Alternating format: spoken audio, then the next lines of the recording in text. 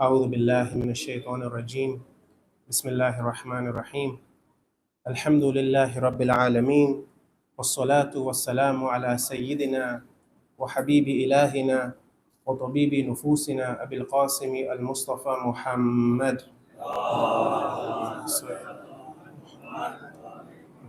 وعجل فرجه وعلى أهل بيته الطيبين الطاهرين المعصومين المنتجبين لا سيما بقية الله في الأرضين روحي وأرواحنا له الفداء ولعنة الله على أعدائهم أجمعين من الآن إلى قيام يوم الدين. Respected elders, ulama, brothers and sisters, Assalamu alaikum wa rahmatullahi wa barakatuh. أعظم الله وجورنا وجوركم بمصابنا بالحسين عليه السلام. I'd like to begin by offering my condolences to the Imam of our time, Imam Sahib al-Asr wa Zaman. Allahumma salli ala Muhammad wa ajil farajahum. And to all of you mu'mineen and mu'minat, on the coming of the days of Aza and Gham of the Ahl Bayt alayhim salam. The days of Muharram are once again upon us. The days when the Ahlul Bayt would commemorate and be saddened. A lot of people who we knew last year were with us aren't here today to commemorate this month. So we are blessed to have this opportunity to be able to commemorate the month of Muharram once again this year. Amongst those people who was with us last year but isn't with us this year is my own father who passed away just last month, Marhum Muhammad Esmail. For his thawab and all of our marhumeen, we dedicate this Majlis inshaAllah and the Majalis in the coming 10 nights, as well as we dedicate the thawab to all of the shuhada, the siddiqeen, the anbiya, the awliya, the ma'sumeen, for his soul and for all of our marhumeen. Please let us recite al-Fatiha. Bismillah.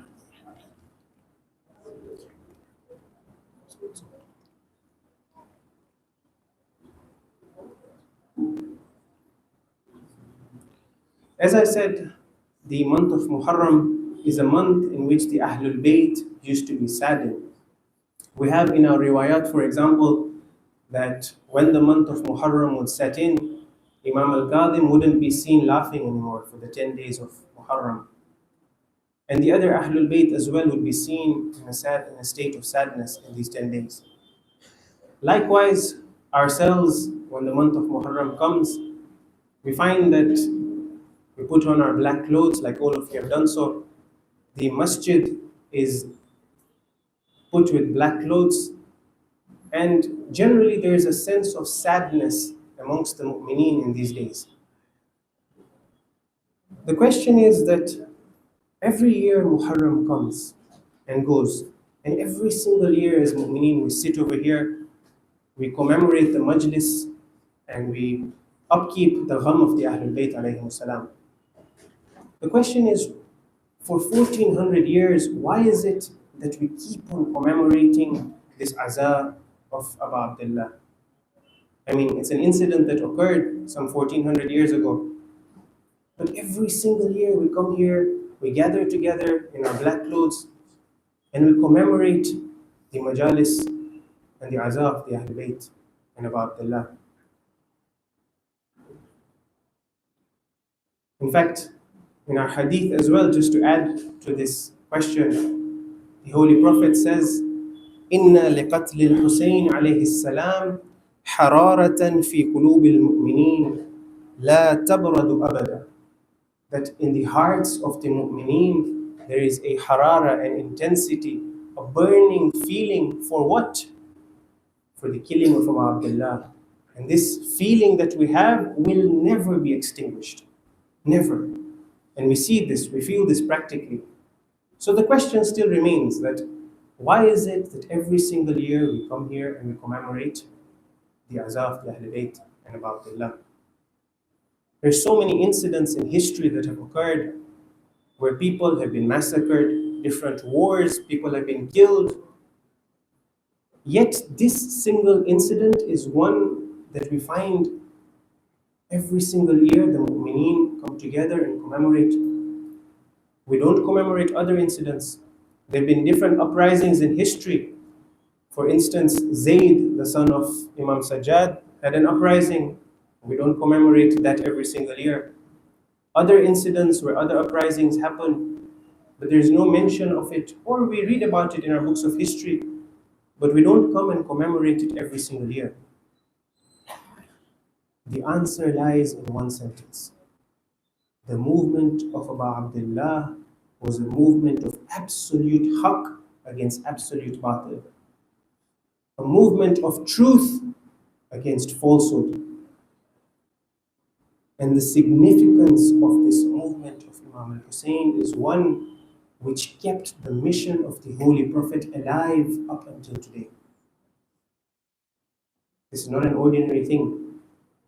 It's very easy for us today to say that Islam has grown. Alhamdulillah, there's some 2 billion plus Muslims in the world. At that time, in the time of Ashura, in the time when Imam al-Hussein went out, Islam was at its infant stages. Only some 40, 50 years after the Shahadat of the Holy Prophet, the incident of Karbala takes place. And even though Islam had spread to Africa and different places, but Islam hadn't grown in the way that we know it today. And therefore, the religion of Islam was at stake.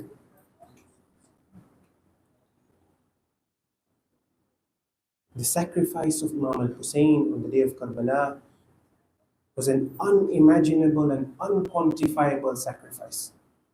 Dhibhun azim.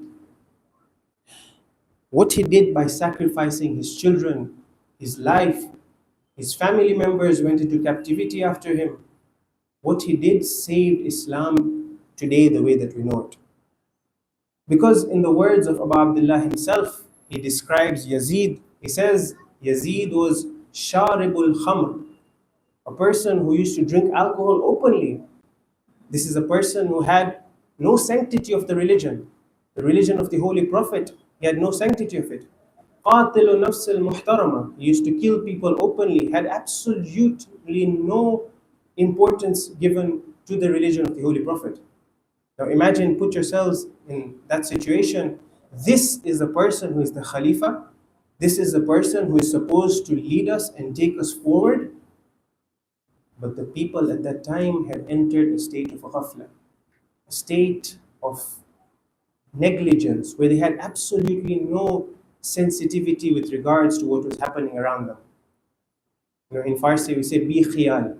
They were bi khiyal, that absolutely no importance given to what's happening. A person who is drinking alcohol openly, this is the person who's supposed to lead the Muslim Ummah. As you can imagine, if this person was to continue in his movement and Abu Abdullah wouldn't have stood up in that situation, where would Islam be today?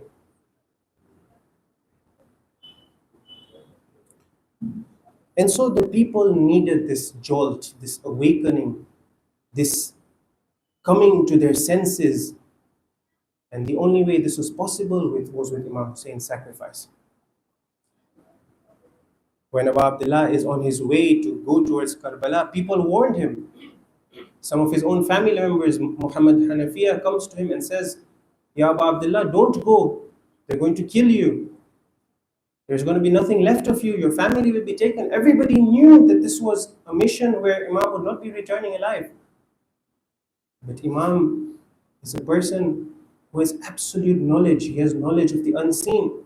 He knows what his responsibility is at that point in time. That he goes out, makes the ultimate sacrifice.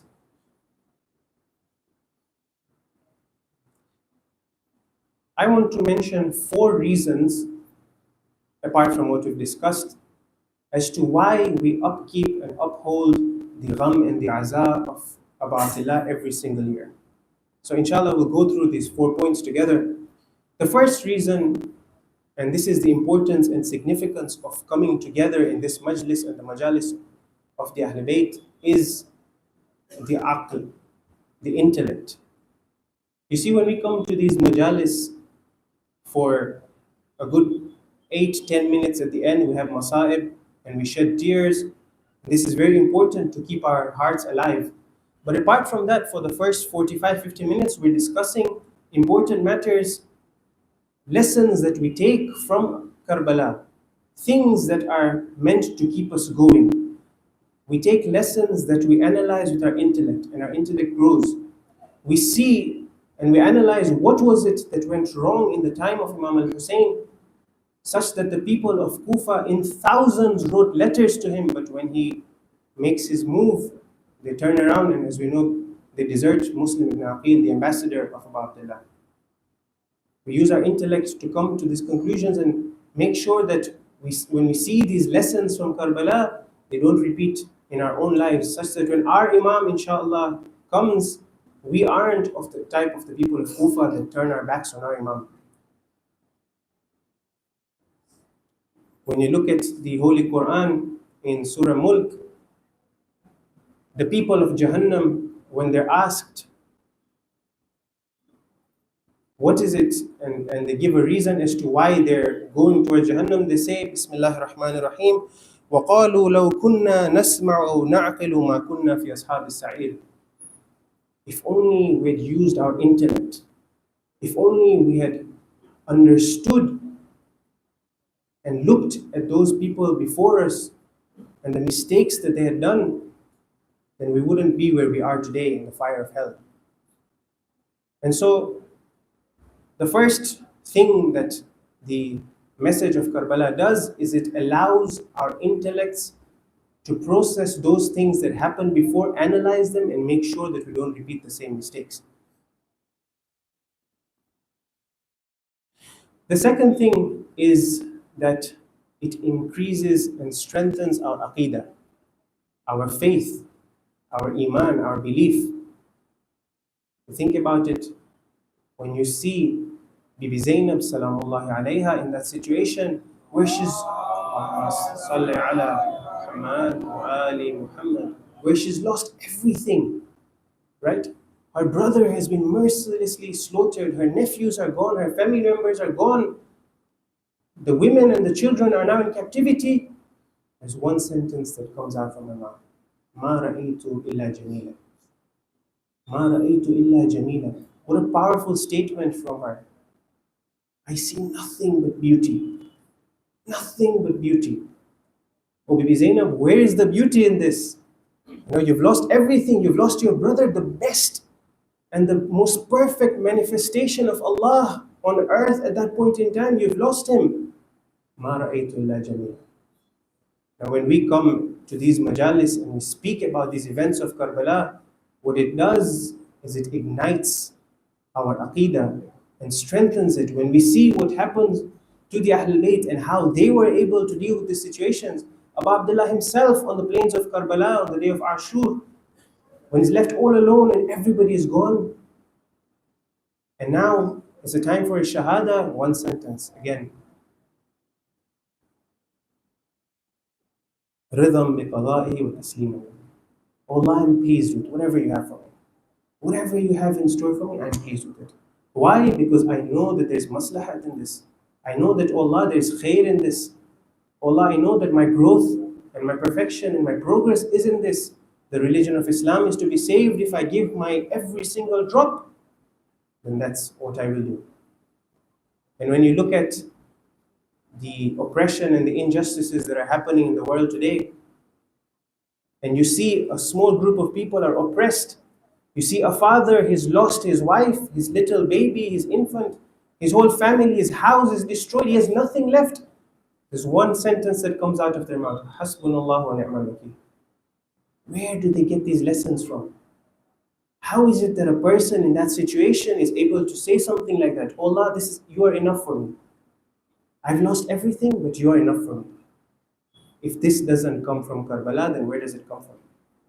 And therefore, the movement of Imam al-Hussein, the reason why we upkeep it, one is because it allows us to process and analyze and use our intellect to see the mistakes of those in the past and make sure that we don't repeat them. And two, as we mentioned, it strengthens our aqidah and allows us to be firm in the face of challenges and trials and tribulations. And that's our topic today, inshallah, which we'll discuss in a bit. The third thing that benefit of upkeeping these majalis is that it strengthens us in our amal. The Ahlul Bayt alayhimus salam are role models. When you look at Imam al-Hussein on the plains of Karbala on the day of Ashur, the enemy is attacking. And we find Abu Abdullah giving importance to salat. He's praying, but Imam Hussein, the enemy is coming to attack. No. This is what we're fighting for. This namaz, this salat, this is what we're fighting for. Or for example, on the morning of Karbala, when Imam Hussein calls out to his companions and he says, if anyone has any haq on my garden, on my neck, if anyone has any haq, you can take it. If anyone wants to leave, you can leave. Observing haqqun nas in that situation, of course we know the people, Imam Hussein was the most perfect of people and there was no haq, but nonetheless giving importance to these things. When we come here and we hear these things, these are lessons for us and they strengthen us inshallah in our amal. That when I leave this masjid, this Imam Barga, when I return home in my life, when I come across my wife and my children, how do I deal with them? You know, when I've come back home from a difficult day, I come to the Majlis of Abdullah. When I go home, my children are cranky, they're tired, they're making a mess. Do I shout at them? Do I get angry at them? Do I reprimand them? Or do I deal with them in the correct way? When my wife is upset that I've come back home late, for example, how do I respond back to her? Do I give it back to her? Or no, I take lessons from Karbala. So the third thing that these majalis do, the benefit, is that it helps us to strengthen us in our amal and our actions. People, and we all know of examples of this, people have been transformed just by coming to these majalis. There's numerous examples in history. Each of you have examples of people who you know even who, when the time of Muharram comes, they come to the majalis and they come out different people, they change. And inshallah, all of us are like this as well. That we use these 10 days as a springboard to change ourselves, to improve ourselves, to correct those mistakes of ours that we have on a daily basis. There is a book, in fact, 10 volumes of a book that has been written by the name of Al-Mutahawwilun, the people who are changed or transformed. And this book, 10 volumes, describes names of people and a brief history of how they changed and they converted to come to the path of the Ahl Bayt and the Shia madhab. They were for different religion, they've come to the Shia madhab. 10 volumes of names of people and their brief biography. What happened that this person changed and came to the Shia madhab? And one of the biggest reasons that is mentioned that you see is Karbala. Karbala changes people. It transforms you and I. It has the power to change us. Let me give you an example. How many times have you heard of a person with the tears of Abdullah gets shafa'at? One is shafa'at in a physical sense. But I'm going to give you an example of a person who got the shafa'at of Abdullah because of the importance that he gave to these majalis. You know, when Allah wants to guide a person, He comes through different ways. Sometimes it's one ayah of the Quran, like Fudail, who became one of the companions of the Imam of his time. This person was completely misguided, but because of one ayah of the Quran and listening to it, he completely transformed and changed. Sometimes it's the tears that we shed over here in these majalis. So one example of a person is a person by the name of Tayyib Rizai. This person was in the time of Imam Khomeini in Iran, in the Islamic Republic of Iran, before the Islamic Revolution, when the Shah was still in power. This person was known to be a gangster, Don as we like to call it, Gunda. And he had his group of people with him who they would go and they would terrorize. He was not a very nice person in the apparent. So people used to be scared of him. However, he had two qualities in him that we'll see what happened in the transformation that happened in this person. One was his love for Imam Hussein. When the days of Muharram would come, he would be seen that he would leave aside his bad things.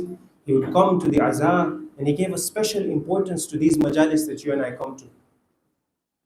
When the people would be making the food to be served for the niyaz, he would be there making sure that he has a part in it. And he would help out people in that sense. And the second quality that this person had was he was a noble person, in the sense that when poor people, he would see poor people, he would make sure that he would help them out. A youth once comes to him and says that, "Oh Tayyib, I can't get married, I don't have money." So he says to him, "Hold on, wait for a minute." He goes around the bazaar and he collects money from people. He brings this money together and he gives it to him. And he says, "This is for you. You get married with this money, and if there's any extra money, you can use it for your living expenses. You keep this money." Inshallah, Allah helps those of our youth who are struggling to get married and gives them an easy way to be able to get married, inshallah. So he comes and he helps this youth. Another incident is when he's standing outside and he sees that there's an old Sayyid, an old man, a Sayyid, who's sitting outside his house with his hands on his head and his furniture outside. So this Tayyib, he comes by and he says to him, "Sayyid, what's the matter?" He says that this house that I used to live in, I can't pay its rent anymore. And so my landlord has kicked me out. And here I am, after all these years, I'm outside on the street. Tayyib says to his people, "Bring a van." Bring a van. Himself, he helps to put the furniture in the van. He says to the Sayyid, "You sit in front," because of the ihtiram that he showed. And these are all good qualities that we see, even though he was a hooligan, as we said in the beginning, but these are pure qualities that he had. So he tells the Sayyid, "You sit in front." And he takes him to a place. They arrive at the place, he comes out, and the Sayyid sees that there is a brand new built house, intact, not touched. Nobody has lived in that house. Tayyib turns to Sayyid, he says to him that, "Give me your documents, give me your identification, your ID papers." He gives him the documents. The Sayyid is surprised what's going on.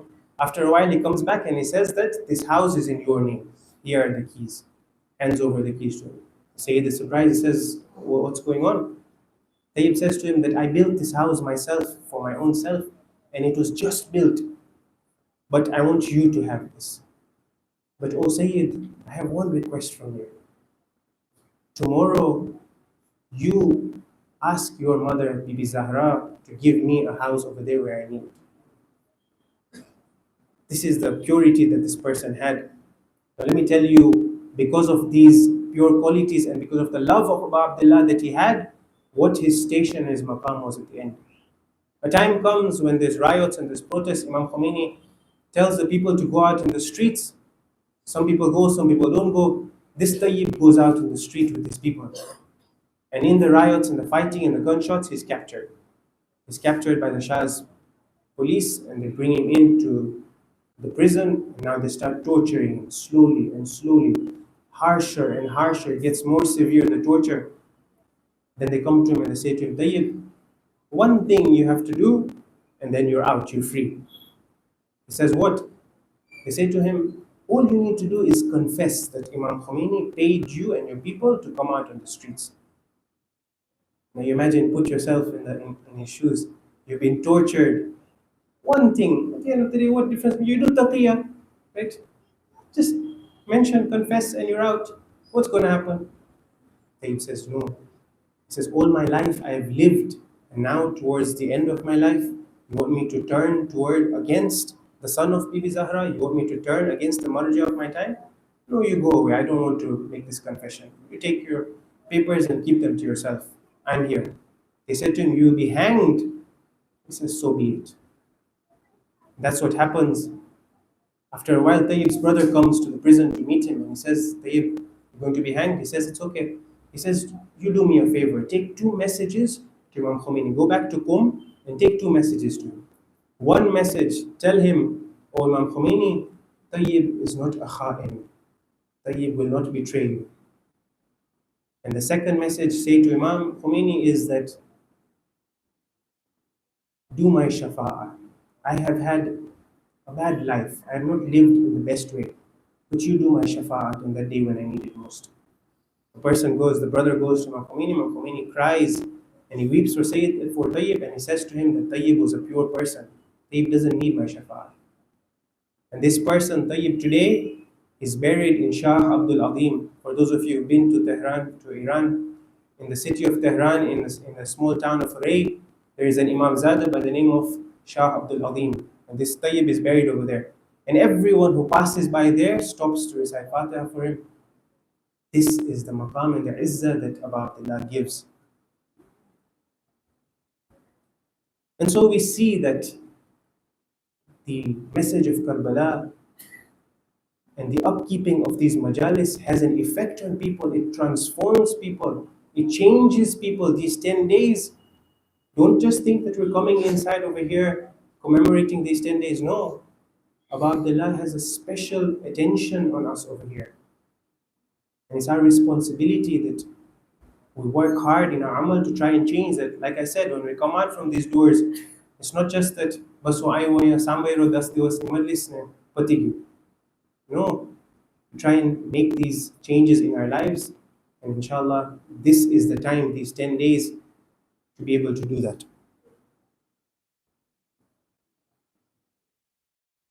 And the final benefit that I wanted to mention that these majalis have is that they are a source of ibrat for us. Ibrat means that it's a lesson for us to learn, right?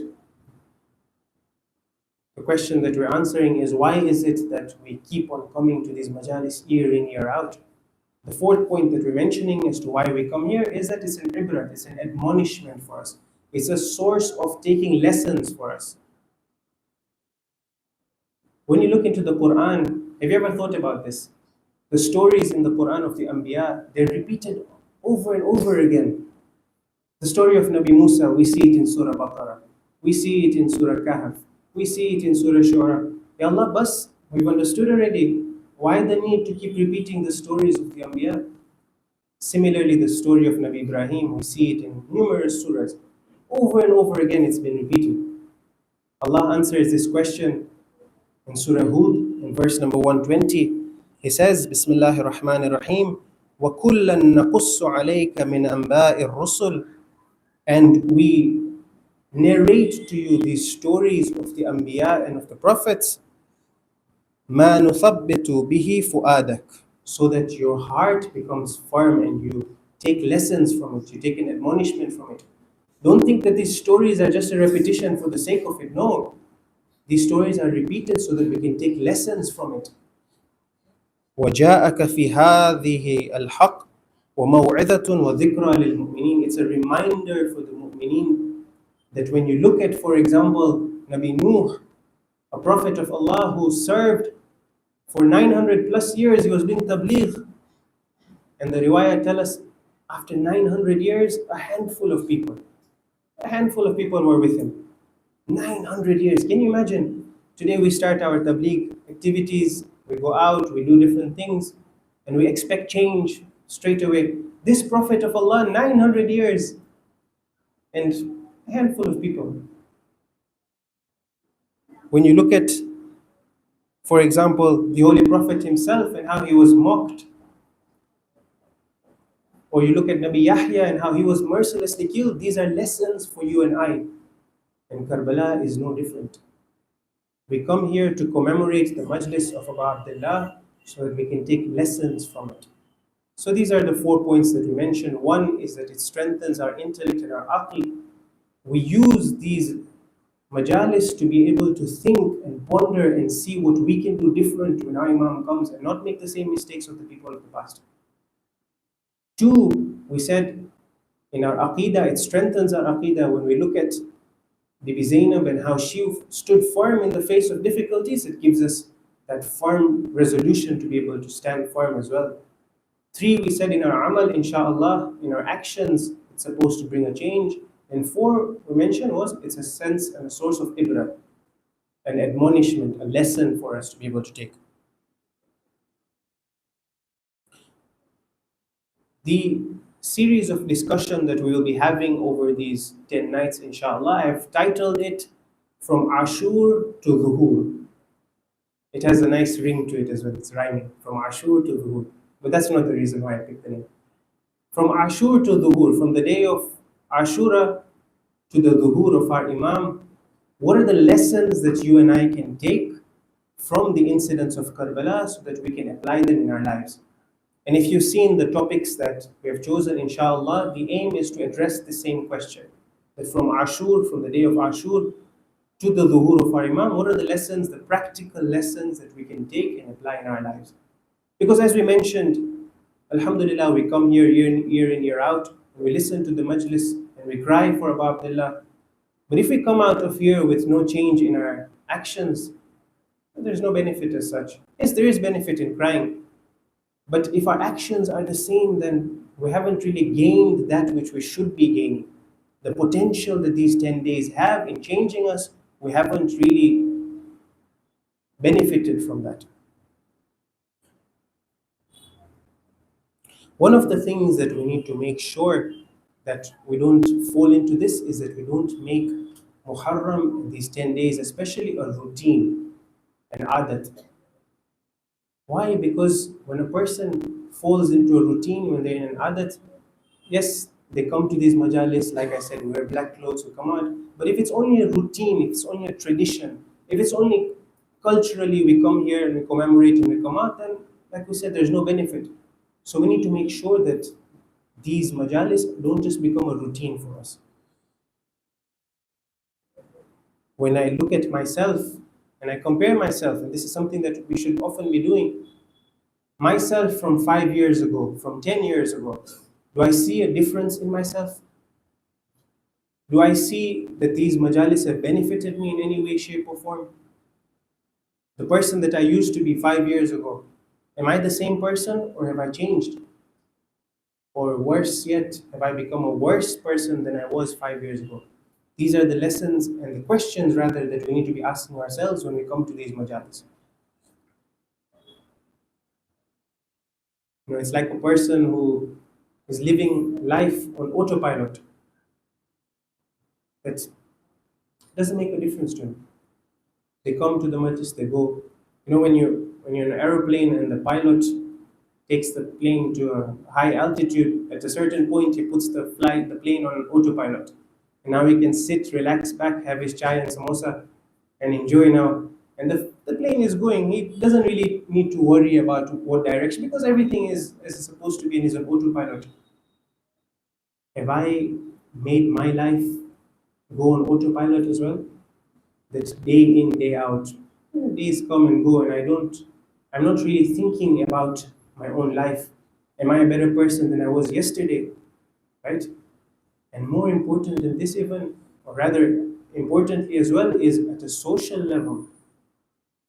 At a social level, when I look at the people around me, when I look at the Muslimin in the different parts of the world, does my heart burn and ache for the oppression and injustice that's happening? Or is it that, when the genocide began, a lot of people, they said that I can't look at these videos anymore. I can't be looking at these videos anymore. Okay, it's understandable that after a while it affects you, but does that mean you turn a blind eye to it? We have in our hadith, the famous hadith that you all know, من أصبح لا يهتم بأمور المسلمين فليس بمسلم. A person who wakes up in the morning and sudnati bannati about what's happening around the world to the Muslimin, فليس بمسلم. This person isn't a Muslim. He isn't counted as a Muslim.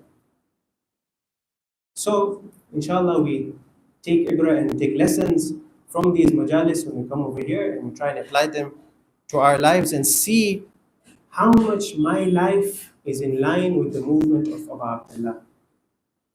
Because as we know, the mission statement of Imam al-Hussein, when he explains why it is that he's doing what he is doing, he says, "Inni lam akhruju ashran wala batran wala mufsidan wala zalim." I have not come out in this movement for any of these different reasons. وَإِنَّمَا خَرَجْتُ لِطَلَبِ الْإِصْلَاحِ فِي أُمَّةِ جَدِّي. I've come out to bring reform in the ummah of my grandfather, the Holy Prophet. أُرِيدُ أَنْ آمُرَ بِالْمَعْرُوفِ وَأَنْهَى عَنِ الْمُنْكَرِ. I wish to bring about Amr bil Ma'ruf and Nahy anil Munkar. This is why I've come out to bring reform in the community. Today, when we look around in our community, how much fasad is there going on? How much sinning and different things going on? Imam al-Hussein made that movement in that time to be able to bring reform in his community. For us as well, is this something that is a burning desire from us, that I want to bring reform in my community? Or no? It's a question that each of us need to ask ourselves. Because if Karbala is a university, which we all say, right, that Karbala is a university, that it has a lesson for each person. You're a lady, you're a woman, there's a lesson for you, maybe Zainab, a role model. You're a father, you have a lesson in Abu Abdullah. You're a brother, you have a lesson in the loyalty of Abu Fadl Abbas. You are, for example, a son, Ali al-Akbar. You are every single person you want to look at. It is like a university that has lessons for us to take. But if we seclude and confine and limit Karbala to just these 10 days, it's not going to have too much benefit. So the point here is that we need to be able to see from these lessons how much our life is in line with the movement of Abdullah. In these last few minutes before we get into Masaib, just to mention the topic that we wanted to discuss today. A lot of people, when you look at them, they complain today that life is full of challenges. Life has become very difficult. When we speak to our elderly people, they'll tell you that people were life was more smooth, it was easier. We used to live in life was more slow paced. Nowadays everybody is in a rat race. Everybody is trying to make as much money as possible. Life in the past was calm, it was slow. Nowadays we're plagued with all these challenges, difficulties, the youth problems in our own lives, diseases. We just had COVID that we dealt with a few years ago. Death, so many problems and challenges in our life. Question is, what are these challenges? Why does Allah challenge us? Why does Allah give us these difficulties and these tests and trials? And what can we do to come out of these tests in the strong way, in the firm way, in the way that Allah wants us to come out? So in these few minutes, inshallah, we'll discuss this topic before we move into Masaib. You see, challenges, when we look into the Quran and mentions this as well, are part and parcel of life. We all know this, right? لَقَدْ خَلَقْنَا الْإِنسَانَ فِي كَبَدٍ. In Surah Balad we recite this. لَقَدْ خَلَقْنَا الْإِنسَانَ فِي كَبَدٍ. O insan, you have been created in kabad. You have been created in difficulty. Intrinsically, as human beings, the world that we live in is a world in which there will be challenges and trials and tribulations and difficulties and bala and imtihanat. Allah is telling us that this is part of your life. This is normal. Why is this the case? Well, because insan has free will. We have ikhtiyar. We have the ability to either become ashraful makhluqat like Abu Abdullah, or to become the worst of worst. أُولَٰئِكَ كَالْأَنْعَامِ بَلْ هُمْ أَضَلُّ. Those people like Yazid and Shimr were like cattle, in fact worse than animals. You see, at least animals, they have a certain goal in their life. They have a direction. They need to eat and survive, and that's their life. But these people, these mal'oon, who did what they did to Abu Abdullah, they had no purpose in life. There's no direction. Challenges and difficulties are there to be able to see the best from the rest. When you look at Surah Anbiya, for example, in Surah Anbiya in verse 2, Allah says, Bismillahir Rahmanir Rahim, أَحَسِبَ النَّاسُ أَن يُتْرَكُوا أَن يَقُولُوا آمَنَّا وَهُمْ لَا يُفْتَنُونَ. Does men think that he will be just left alone to say that Amanna, oh, bas, I believe in Allah, mu'min manas true, I'm a good person, and he won't be tested, that there won't be challenges in his life? وَهُمْ لَا يُفْتَنُونَ. Of course, this isn't the case. Allah tests us as believers, and we see this in our lives. So, two or three reasons as to why difficulties are there in our life, and one or two practical tips as to what we can do before we move to Masai. One is that difficulties help us to grow. Difficulties, like we mentioned, help us to actualize our potential. As human beings, we have the potential to be the best of creation. Through difficulties is where Allah saves us. So when a challenge comes in our life, it's an opportunity for us to be able to show Allah, oh Allah, I'm ready for this difficulty. Like they did in Karbala, and we see that. When you look at the recent events as well that have been happening in the world, you look at a Shia country, one that has been sanctioned more heavily than any other country in the world. And yet, because of all these challenges and these difficulties, they come out so strong. You look at them in terms of their medical technology, in terms of aerospace, in terms of nanotechnology. Why? Because they're able to become independent. These difficulties have given them the ability to come out strong and to fend for themselves. And recently, we've seen even militarily, they've become so strong that they're able to thwart aside any harm that's coming their way. Difficulties bring out the best in people. If today a person was to come and tell you that, you have a doctor was to come and tell you, look, you have a heart problem, there's a surgery that needs to be done on your heart, we need to cut open your heart and cut open your chest and perform a surgery, would I say, no, that doesn't make sense, what are you doing, you're so evil, you're inhumane? Or would you say that this is for my betterment? If you're saying that my heart has a problem and this is going to cure me, then of course after we've established that this person is an expert and a surgeon, but after that's established and the person tells you, look, you're going to die if you don't do the surgery, you would go with open hands and say that, sure, perform. Of course, it will be difficult for me, but I know that there's good in this for me. Similarly, the challenges that Allah places in our lives are an opportunity for us to come out strong and actualize our potential. Another benefit of difficulties is that it's a wake-up call for us. Like we mentioned, sometimes in our life we're in autopilot mode. We don't know what's happening. We don't really care about what's happening. Because I'm living a good life. I have money, alhamdulillah, I have a good house, I have 2 or 3 cars, I have, alhamdulillah, I'm in benefit. Doesn't matter what's happening around. Then Allah tests you. Allah takes away that which you love most. And that's the time now where now is the opportunity for me to show. So these challenges sometimes are a wake-up call for us. In the famous hadith, the Holy Prophet tells Abu Dhar, he says, Ya Abu Dhar, اغتنم خمسا قبل خمس. Value 5 things before 5 things. شبابك قبل هرمك. Value your youth age before your old age sets in. Value this. And the other 4 things, because of interest of time, I won't be mentioning them. But these are things that when we lose something, that's when we value it more. Today you speak to the elderly people in our community, they'll tell you, gosh, I was still in my Jawani. I could have done so many different things, so much more. Why? Because these challenges that come in our life, these are opportunities for us to go back and look at those things that we can be doing better. So it's a wake-up call sometimes for us that Allah tests us with. How to come out of these difficulties strong? 1 or 2 points I'll mention before we move into Masal. One thing that we need to understand is that these tests are for our betterment, like we mentioned. This helps a person to prepare themselves. Imagine that there's a person who's standing on a cliff somewhere, or is standing on the road on a rocky patch, and a person comes from behind and pushes him.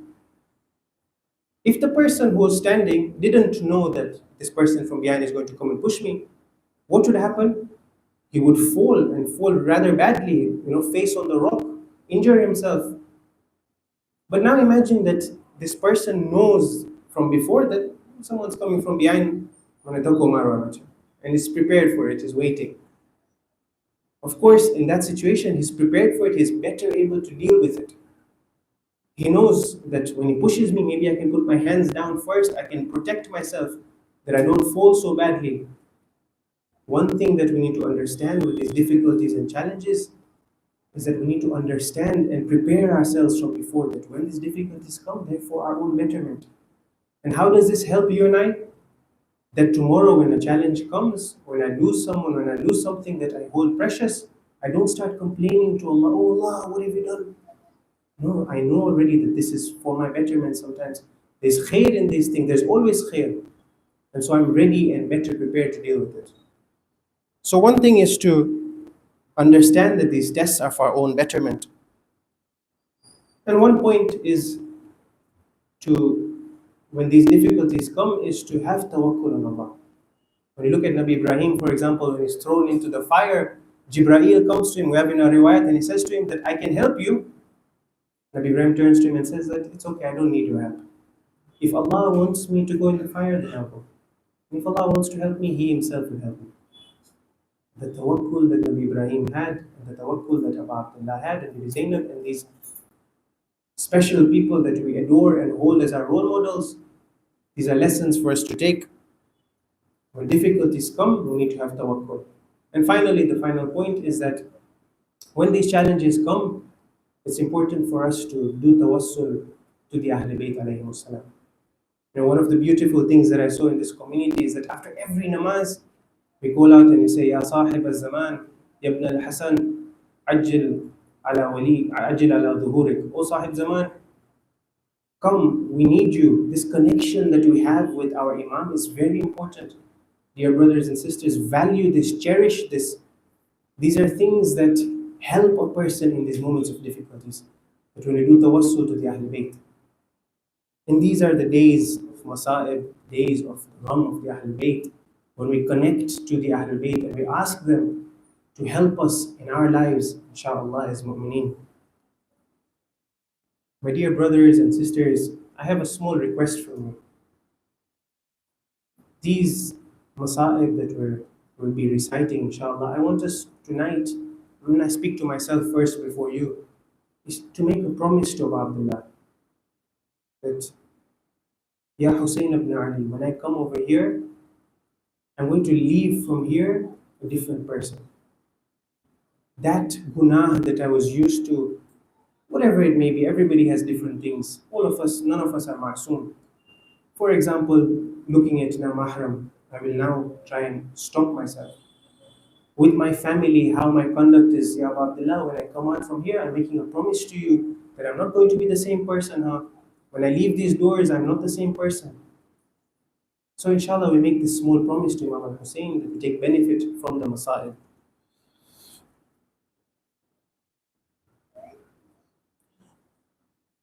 O Abu Abdullah, salam on you. Salam on the one who was most tired on the day of Ashur. Assalamu alayka ya Abu Abdullah. وعلى الأرواح التي حلت بفنائك عليك مني سلام الله أبدا ما بقيت وبقي الليل والنهار ولا جعله الله آخر العهد مني زيارتكم. All together. السلام على الحسين وعلى علي بن الحسين وعلى أولاد الحسين وعلى أصحاب الحسين. Now that we have taken permission from Bibi Zahra, the days of Muharram are upon us. We enter these days in the state of mourning. My dear brothers and sisters, tonight I wish to take you to Kufa, to the Gharib of Kufa, Muslim bin Aqil, the ambassador of Abu Abdullah. The Maqtal says there came a point in the masjid when every single person had deserted him and left him all alone. ثم خرج من الباب وإذا ليس معه إنسان.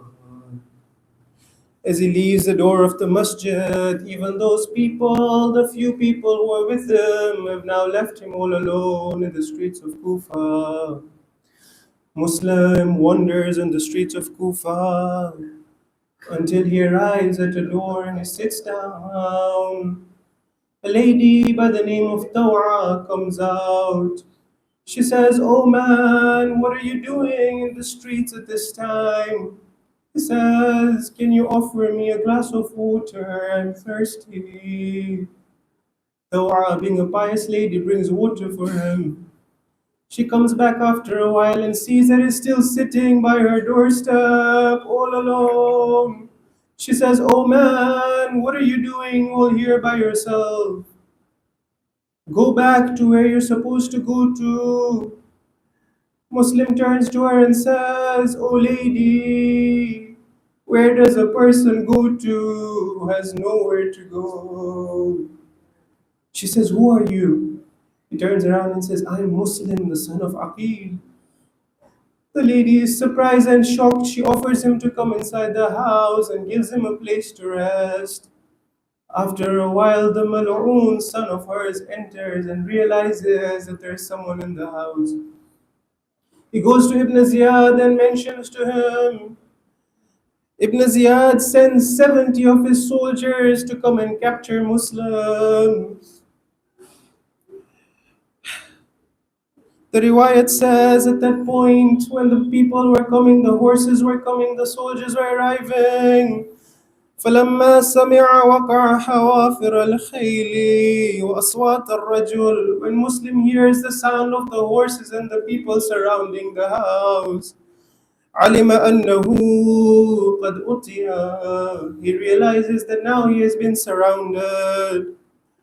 Muslim leaves the house. فخرج إليهم. He goes towards them. يضربهم بسيفه حتى أخرجهم من الدار. He starts attacking them to draw them away from the house of Tawa. "O Muslim, I want to say one thing to you, O noble man. You understood that a house in which there is a lady should not be attacked. But come to Medina, O Muslim. When the house of your mother was attacked by 40 men, there was no one there to defend. The Mal'oon said, 'Go and bring the firewood so that we may burn down this door.'"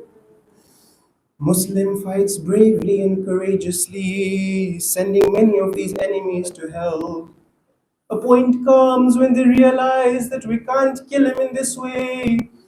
This is the son of Aqil of the Banu Hashim. These are the brave warriors. We can't kill him in this way. So they surround him, some of them throwing spears at him, some of them throwing arrows at him. Even then, Muslim fends them off. A point comes when he's weak and is injured. And finally, they're able to capture him. They bring him to the courtyard of Ibn Ziyad. He asks for some water to be brought to him. Muslim is thirsty. They bring the water for him. The riwayat says, the Maktal says, as he attempts to drink water, blood falls into the cup.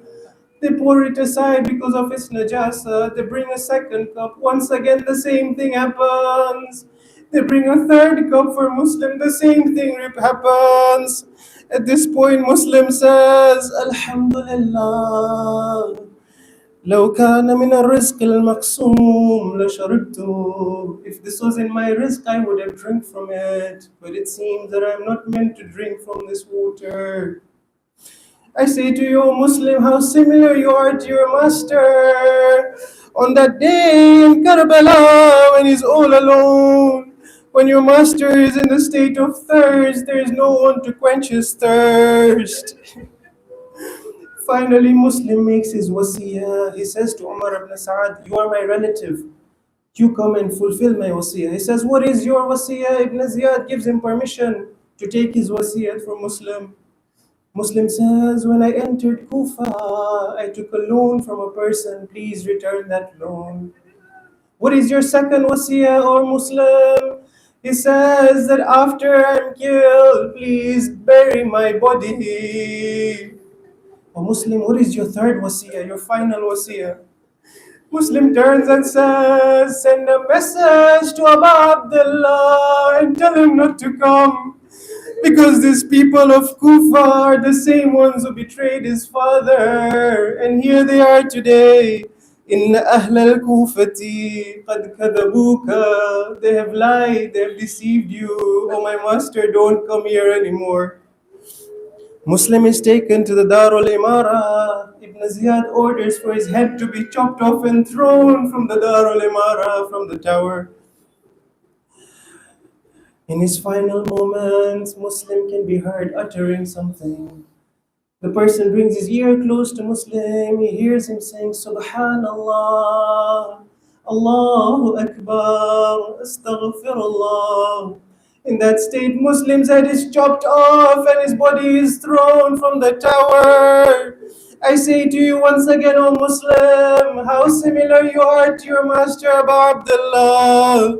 They killed you thirsty, they chopped your head off. Come on the day of Ashur, your master is also thirsty. They surround him and they start throwing things at him. One hits him with a sword, someone hits him with a spear. Some people who don't have anything pick up stones and chuck it at our master. And those old people take their sticks and start hitting Abu Abdullah. Sallallahu alayka ya Abu Abdullah. Sallallahu alayka ya Madlum Karbala. ألا لعنة الله على القوم الظالمين وسيعلم الذين ظلموا أي منقلب ينقلبون إنا لله وإنا إليه راجعون إلى أرواح المؤمنين والمؤمنات رحم الله من قرأ الفاتحة